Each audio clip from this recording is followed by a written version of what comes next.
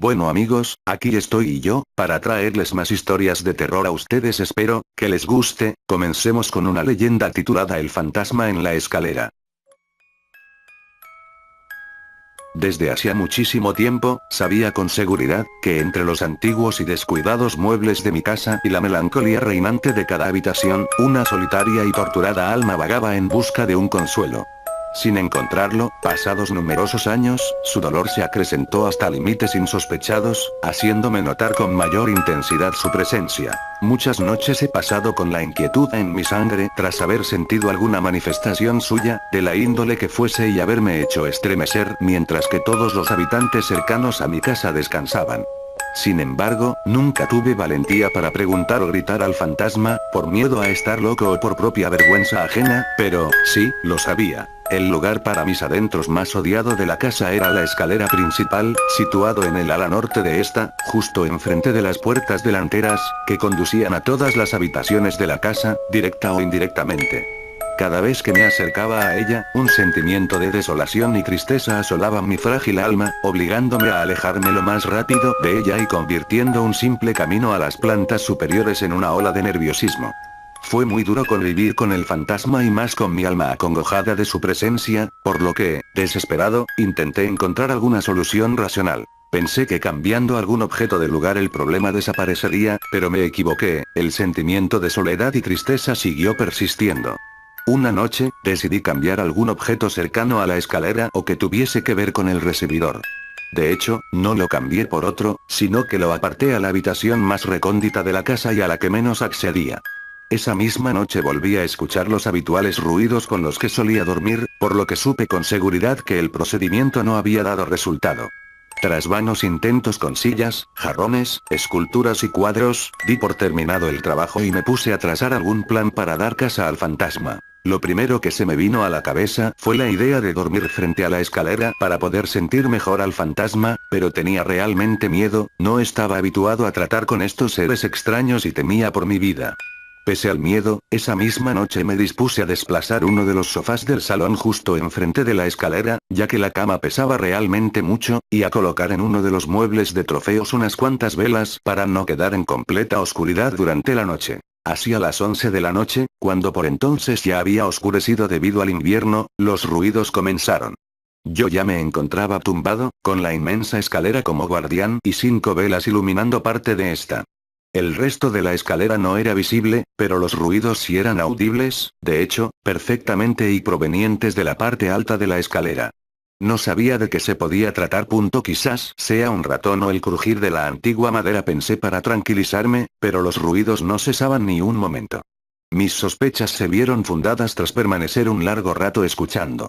Era la madera la que crujía. De hecho, el continuo ruido me llevó consigo a la profunda inmensidad del sueño, encontrándome a la mañana siguiente perfectamente descansado pero sin un dato fiable al que aferrarme en la búsqueda de un nuevo plan para dar casa al fantasma. Tardé largos ratos pensando, entre el café de primera hora de la mañana y el precioso espectáculo que formaba el atardecer en el horizonte, para tramar mi nuevo plan. Esta vez debía ser lo más cauteloso posible, ya que tendría que ocultarme de su vista para no alertarle. Mi plan consistía en, básicamente, intentar captarlo con mi linterna. Durante la noche rondaría alrededor de la escalera y el recibidor con sumo cuidado y con la linterna apagada hasta notar su presencia, cuando entonces, yo encendería la linterna rápidamente y lo captaría, averiguando quién es y librándome de la duda que tenía desde hace años. Sí. Era buen plan. Aquella noche, con el estómago lleno de cafés para matar el insomnio, me aventuré cercano a la escalera con la linterna apagada. También cuidé de no dar pasos que pudieran ser audibles fácilmente por el fantasma. Crucé, delante de la escalera, el recibidor y entré por un largo pasillo situado a la derecha del recibidor. Aquello más que una escalera parecía una tenebrosa cueva. Lentamente, empecé a andar por el pasillo mientras mi corazón palpitaba más intensamente que nunca y comencé a divisar algo que se movía al fondo de este. No sabía lo que era y ese sentimiento de miedo se vio reforzado por las numerosas estatuas medievales y barrocas que colgaban de las paredes, donde un fino hilo de luz iluminaba sus demoníacas caras y me atormentaban, persiguiéndome hasta el interior de mi subconsciente. Yo, mientras tanto, seguía dando lentos y forzados pasos, dejando tras mí a la escalera y adentrándome en el pasillo. Aquella cosa seguía moviéndose y no se cansaba nunca, describiendo una parábola en el aire. Pero ya la veía. Era una especie de sustancia poco densa y de color blanquecino, que flotaba en el aire que con mis restados pasos se fue diluyendo hasta desaparecer completamente. Ahora solo quedaba la oscuridad de la noche acompañada por aquellos filos hilos de luz, que habían cambiado de intensidad, pero que seguían iluminando las caras de las estatuas y dándoles esa faz demoníaca. Sin saber por qué, un arrebato de miedo surgió en mi alma, haciéndome encender la linterna y salir corriendo de ese pasillo.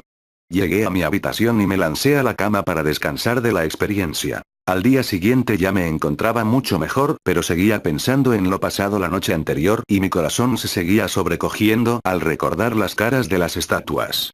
Sus rasgos faciales eran acentuados, tenían la barbilla puntiaguda y los ojos en un tono agonizante, cuyas pupilas parecían las de un loco en éxtasis. No me atreví a intentarlo esa misma noche, sino que decidí esperar a la noche siguiente para aventurarme en la escalera. Mi impaciencia porque llegase la noche siguiente contrastaba profundamente con el terror que días antes carcomía a mi espíritu. Tenía una gran curiosidad, pero una ráfaga de intuición me indicaba que en estos fenómenos había algo que yo ya conocía pero no recordaba. En este instante me vinieron a la mente, por segunda vez, imágenes de las terroríficas caras de las estatuas, haciéndome creer que eran las propias estatuas las que se introducían en mi subconsciente para aterrarme, o quizás, fuesen ellas mismas las que provocaban los ruidos en mitad de la noche y hacían levitar algunos objetos. Seguramente querrían aterrorizarme para quedarse ellas solas con la casa. Querrían ocupar cada una de las habitaciones con sus diabólicas presencias y aterrorizándome pretendían cumplir con su cometido. Fuera como fuese, no podía permitirlo y esa misma noche desplacé uno de los sillones al recibidor. Sin preocupaciones llevé, de nuevo, unas velas y me senté en dirección a la escalera con la mirada desafiante. Pasaron las horas y me quedé dormido. Los largos ratos de silencio me sumieron en lo inevitable y más esperado, el sueño. De pronto, algo extraño me despertó en mitad de la noche. Era un ruido seco, pero lo suficientemente fuerte como para hacer que me despertara. Mientras me ponía en pie, con la mirada fija en un punto de la escalera, un vapor blanquecino que parecía proceder de todas las estancias circundantes, formó en uno de los rellanos un montoncito, que a medida que pasaban los segundos iba vislumbrando lo que parecía ser la cara de una persona. Era muy bella, pero aún le quedaban los ojos y la boca. Cuando estos se formaron, el terror más absoluto invadió mi alma. Di 2 pasos atrás, rápidamente, y tropecé con el sillón cayendo de espaldas. Esa cara, era la de mi difunta esposa. ¿Qué hace aquí mi esposa? ¿Qué podría querer de mí? Sin que pasasen más de 2 segundos, tirado todavía en el suelo, rompí a llorar y recordé por primera vez desde aquel día lo que había sucedido entre nosotros. Le confesé entre lágrimas lo que hice y le di explicaciones más que suficientes para que me perdonase, pero yo sabía bien que lo que hice era imperdonable. Mi esposa solía cada noche, debido a su sonambulismo, dar paseos por casa, y especialmente, por la escalera porque según ella estaba maldita y necesitaba ser bendecida. Pese a sus advertencias, no me la tomé en serio y seguí viviendo tranquilamente sin prestarle atención. Su grado de obsesión llegó a límites insospechados y la llevé a un psiquiatra, pero no consiguió curarla y su problema nocturno se convirtió en, también, diurno. Una noche llegué a casa completamente borracho y la vi ahí, dando vueltas por la escalera en plena apoteosis sonambulista, cuando en un arrebato de ira y sin pensarlo 2 veces, la maté. Bueno, amigos, aquí la segunda leyenda titulada El pasillo. Esta es la historia que me contó una amiga asegurándome que era real. Para preservar su identidad, pongamos que se llamaba Raquel. Raquel tenía un novio, al que llamaremos Raúl, y un fin de semana él la invitó a la casa de campo de sus padres. Era una fecha cercana al Día de los Enamorados, y la idea era hacer una escapada romántica. Llegaron el viernes por la tarde a una casa aislada en la montaña, preciosa, a la que se accedía a través de un pequeño bosque. Aparcaron el coche enfrente de la casa, pues no tenía aparcamiento ni garaje, y después se dispusieron a instalarse. Abrieron las ventanas para que se aireara la casa, abrieron las puertas, conectaron la luz eléctrica y el gas para darse una ducha calentita, etc. Llegó la noche y cenaron en la planta primera de la casa, en el salón con chimenea. Raúl se había esmerado en que todo resultara perfecto. Había cocinado una cena estupenda, había comprado cava, os podéis imaginar el escenario sin problemas. Pero un grito se oyó en la casa y ambos se sobresaltaron. Se quedaron en silencio, aguardando otro ruido parecido para identificar qué demonios había sonado, pero nada se escuchó. Después del susto inicial, volvieron a relajarse y estaban ya riéndose de su reacción cuando otro alarido se oyó e inmediatamente después la luz se fue. Sin velas, ni linternas, Raúl resolvió ir hasta la cocina para ver si habían saltado los plomos, y Raquel, que es muy medrosa, de ningún modo se quería quedar sola. Llegaron a la cocina, que era donde estaba el cuadro de la luz. Curiosamente, solo habían saltado las llaves que correspondían a la planta baja. Volvieron a subir las llaves de modo que la luz volvió, y regresaron al salón.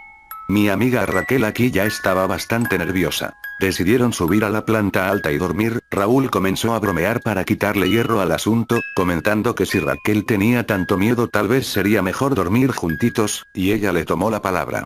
Se fueron a la habitación de los padres de Raúl y allí estuvieron hablando un rato hasta que se quedaron dormidos.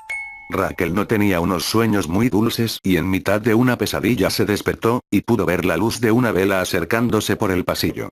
Miró al lado de la cama y Raúl estaba allí, así que se empezó a asustar de veras. Trató de despertar a su novio, que tenía el sueño muy pesado, mientras miraba por el rabillo del ojo y veía que la luz de la vela se iba acercando cada vez más a la habitación. ¿Por qué narices dejaríamos la puerta abierta?, se preguntaba Raquel. Gritó muy alto. Raúl se despertó finalmente, pero no había rastro de la luz misteriosa del pasillo. Raúl salió, aquí Raquel ya no le acompañó, prefería quedarse en el cuarto, y le juró que no había nadie, que seguramente estaba medio dormida aún y que había confundido la realidad con un sueño. Raquel estaba bastante segura de haberlo visto, pero si no había nadie en el pasillo ni en las habitaciones, ninguna ventana estaba abierta, su novio tendría razón. Así que se dejó convencer, pero tardó en dormirse. Tenía los ojos como una lechuza. Raúl se volvió a quedar dormido y ella empezaba a sucumbir al sueño cuando, otra vez la maldita luz de la vela resplandecía desde el pasillo. Esta vez Raquel estaba segura de estar despierta, y zarandeó a Raúl sin hacer ruido para que viera la extraña luz que se aproximaba cada vez más hasta el dormitorio donde estaban. Raúl esta vez sí vio la luz de la vela, y se quedó aterrorizado, pues no sabía cómo actuar.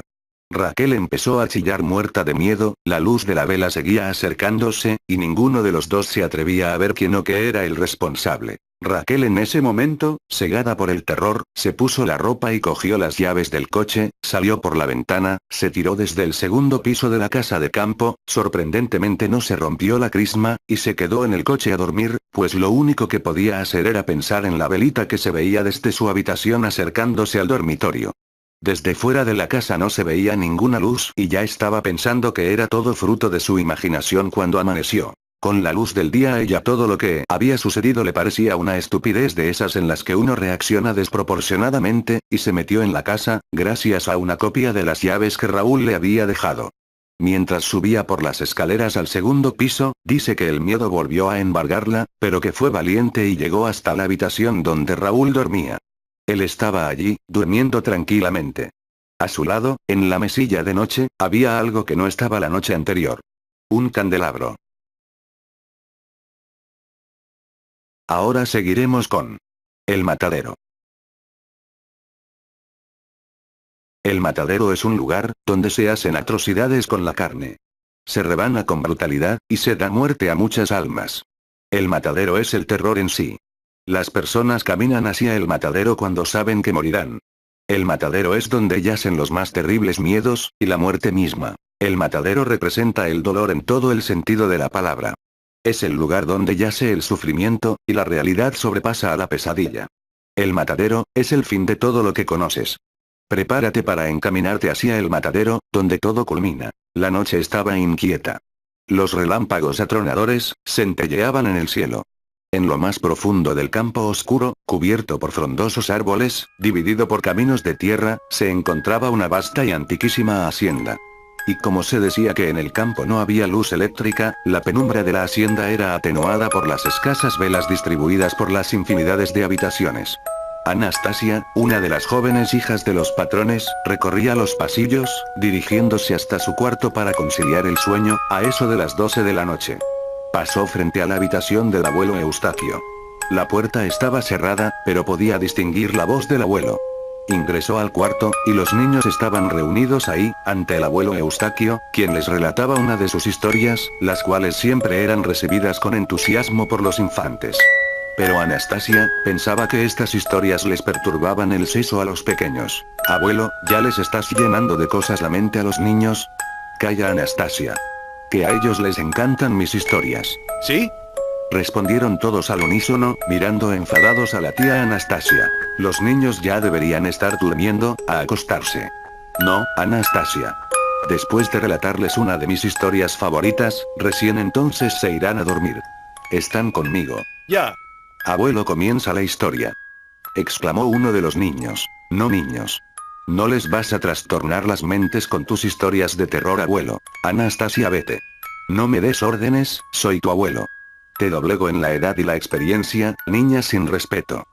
Respondió el abuelo golpeando la mesa. Los niños abrían bien los ojos. ¡Ay, abuelo! Protestó Anastasia. Salió de la habitación, enfurecida, dando un fenomenal portazo que se sintió a lo largo de toda la hacienda. Bueno, niños, ahora sí podremos compartir la historia tranquilamente. Ustedes ya son hombrecitos, y no se asustan fácil, ¿verdad? No. Exclamaron todos. Esta historia se llama, El matadero de personas. 1969, Talagante.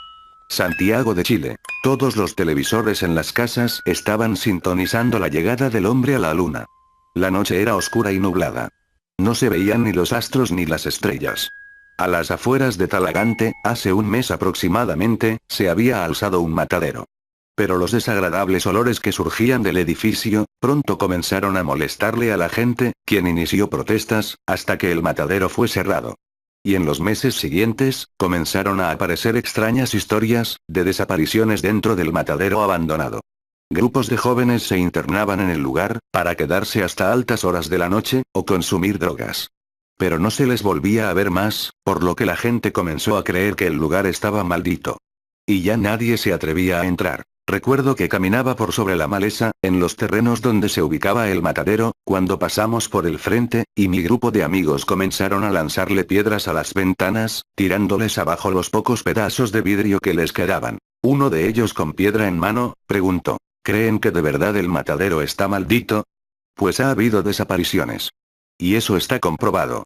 Si no está maldito, algo raro hay allí, respondió alguien. Una nueva piedra destrozó una de las últimas ventanas que quedaban. Debe ser un lugar asqueroso, imagínense, carne descompuesta por todos lugares. Pero también es un buen lugar para pasar desapercibido. He oído historias que criminales se han escondido allí. Pero ¿y de qué sirve si no salen más del lugar? Tienes razón. De pronto, sentí una inmensa sed cuando vi a uno de los de mi grupo extraer una botella de ron de su chaqueta. La destapó, y no tardé en pedirle que me alcanzara la botella, pero cuando hizo esto, alguien lo detuvo. El cabecilla del grupo. Si quieres de esto, deberás hacer algo primero. Debes entrar al matadero. Vamos, no bromees, tengo bastante sed. Mi garganta está seca, respondí. ¿Qué sucede? Me miró burlón. ¿Tienes miedo? Le dirigí una mirada de odio. Sabes muy bien, que no le temo a nada. Y si es así, ¿por qué no quieres ir? Le arrebaté la botella de un manotazo. Sediento y furioso, la bebí en cuestión de segundos. Arrojé lejos la botella vacía, y me dirigí decidido hasta el edificio, mientras les decía: no se atrevan a venir por mí. No le temo al matadero. Distinguí cómo murmuraban tras mío. Tras mío. El ron había estado añejo, tal como me gustaba. El lugar despedía un olor infernal. Me tapé las narices con la muñeca, mientras observaba los alrededores. La forma en cómo mis camaradas lo habían descrito, no estaba tan lejos de la realidad. Había fétidos pedazos de carne descompuesta, en cantidad, esparcidos por las murallas. Las máquinas para desgarrar las carnes estaban sucias y manchadas en sangre, así como el suelo. Las sierras asesinas estaban detenidas, pero más afiladas que nunca. No había ni la más mínima luz, a excepción de la luz de la luna que entraba por la ventana. Recorrí el lugar a tientas varios minutos, hasta que en una esquina, distinguí unas velas depositadas en el suelo. Me incliné a recoger una, para iluminar mi camino, cuando distinguí unas cabezas de niños ensartadas en unos afilados palos. A pesar de mi eterna frialdad, no pude evitar sorprenderme. Para una persona normal, aquella imagen habría sido devastadora, le habría generado un trauma de por vida, sin duda. Iluminé los rostros de los niños con las velas. Estaban desfigurados, y la sangre de la herida en sus cuellos, donde el palo penetraba las carnes, estaba seca, como si hubieran sido mutilados hace un buen tiempo. Me alejé, escuchando gemidos y llantos de infantes. Supe de inmediato, que eran los espíritus de los niños que habían sido reducidos a cabezas decapitadas, los cuales sollozaban. Sin embargo, no temía. Recordaba un dicho que solía decir mi abuelo: témele más a los vivos que a los muertos. Muy cierto. Llegué hasta un pasillo en la penumbra. Pero me abrí mi camino iluminando con la llama de la vela. Luego de avanzar varios metros, fueron apareciendo candelabros colgados a los muros, con varias velas sobre ellos. Tras mío, había oscuridad total. Estaba bien internado en el matadero, y si alguien aparecía tras mi espalda, no tenía por dónde correr, debido a lo estrecho del pasillo. Pero a medida que continué avanzando, divisé una puerta a mi izquierda, color carmesí. La puerta me llevó a una habitación de aspecto ceremonial. Había un gran candelabro colgando del techo, cortinas sobre las murallas, y distintos cuadros abstractos de aspecto perturbador. No tardé en percatarme, de que había alguien más allí. En el centro de la habitación, había dos pequeños en estado lamentable, desprovistos de vestimenta, tenían la cabeza calva, y estaban en seria desnutrición, al punto de que se le lograban ver las costillas. Eran pequeños, como de la edad de 5 años, y tenían las manos ensangrentadas, al igual que sus bocas, pues comían un pedazo de carne cruda y ensangrentada del piso. Me acerqué disimuladamente. No se lograban percatar mi presencia, pues estaban ocupados con el trozo de carne. En el muro frente mío, había una especie de ranura. Desde allí, observé a un tipo de cuerpo grueso y bestial, vestido como carnicero, que les arrojaba más pedazos de carne a los pequeños, como si estuviese alimentando a sus mascotas. Los hambrientos pequeños se lanzaban desesperados al trozo de carne, y sus labios se teñían de rojo. Pero quien les arrojaba las carnes, pronto se percató de mi presencia. Su rostro estaba cubierto por una tela negra, y me apuntó con su mano cubierta por un guante manchado en sangre, en forma de amenaza, luego desapareció de la ranura. Me acerqué a uno de los pequeños, y le acaricié la cabeza. Aún así no se percataban de yo estaba ahí, entonces salí de la habitación. Continué avanzando por el estrecho pasillo, iluminado por los candelabros. El tipo gigante con ropas de carnicero ya había advertido mi presencia, y me imaginé que quizás podría haber más personas en el matadero, pero todo me resultaba muy raro. ¿Qué hacía esa gente allí? Si es que se le podía llamar así. Aquellos dos pequeños que había visto en la habitación anterior, parecían animales maltratados, además de que en su piel se podían distinguir severas heridas, como producidas por algún látigo y torturas. Al final del pasillo, llegué hasta un espacioso cuarto del matadero. El lugar parecía inmenso. Me dirigí a una ventana, y por allí observé los campos, donde se reunía a las reses, que serían ejecutadas. Pero como el lugar había sido cerrado hace meses, esos campos ahora yacían solitarios, bajo la noche. En el cuarto que me encontraba ahora, aparecieron dos gigantes deformes, tras mío. Uno de ellos sostenía un inmenso garrote con clavos, y el otro, un machete, ambos ensangrentados. Diversas manchas de sangre también manchaban sus uniformes blancos de carniceros. Sus caras estaban desfiguradas, y su piel era similar a la piel de los muertos. Caminaron hacia mí con sus inmensos cuerpos, y sus ojos no tenían siquiera pupila, pero sus rostros llevaban una expresión de infinita furia. Divisé una puerta, e ingresé por ella rápidamente, mientras escuchaba sus feroces rugidos. No tardaron en aparecer tras de mí nuevamente, y comencé a correr por mi vida, por diversos pasillos y habitaciones iluminadas por los candelabros y velas, que parecían estar distribuidos a lo largo de todo el matadero. Vi infinidad de niños más, algunos asegurados con gruesas cadenas, alimentándose de trozos de carne podrida, amarillenta. Luego, me encontré sin salida en una habitación. Los dos gigantes volvieron a aparecer. Había unas tablas cubriendo la muralla, la cual parecía desgastada.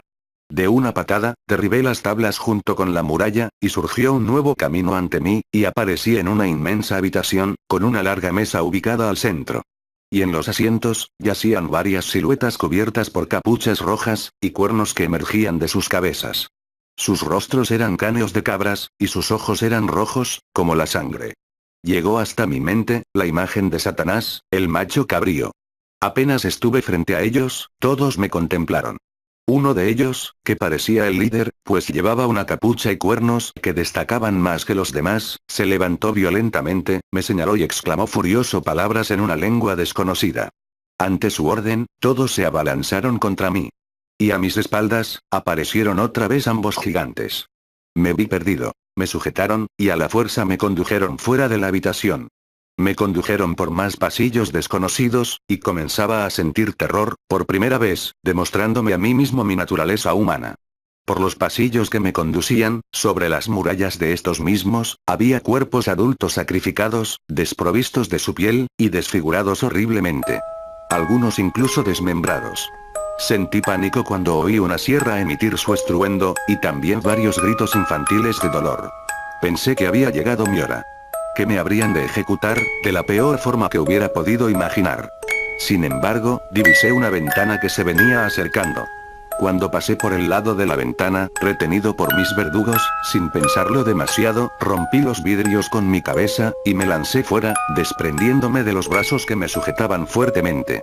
Vi como el suelo se acercaba a mi rostro, y sentí un tremendo golpe.